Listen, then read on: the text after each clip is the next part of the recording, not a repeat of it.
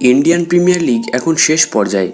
এই উত্তেজনাপূর্ণ টি-20 লিগের ঠিক পরেই 2 জুন থেকে মার্কিন যুক্তরাষ্ট্র এবং ওয়েস্ট ইন্ডিজে আইসিসি টি-20 বিশ্বকাপ 2024 কিন্তু শুরু হতে চলেছে।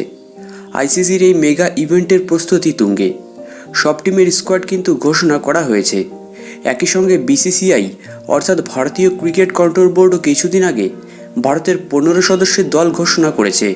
আইসিসি ইভেন্ট ফের একবার টিম ইন্ডিয়ার ক্যাপ্টেন হতে চলেছেন রোহিত শর্মা। মানে আইসিসি ইভেন্টে আবারও ক্যাপ্টেন্সি করবেন রোহিত শর্মা আরও একবার। টিমের ভাইস ক্যাপ্টেন করা হয়েছে হার্দিক পান্ডিয়াকে। টি-20 বিশ্বকাপের আগে সম্প্রতি ভারতের নতুন জার্সি উন্মোচন করেছে বিসিসিআই। এবার ভারতের জার্সিতে গাঢ় নীল এবং কমলা রঙের ভালো কম্বিনেশন রয়েছে। একই সঙ্গে কলারে তেরঙ্গা রং ব্যবহার করা হয়েছে। বিসিসিআই টুইটারে একটি নতুন ভিডিও প্রকাশ করেছে।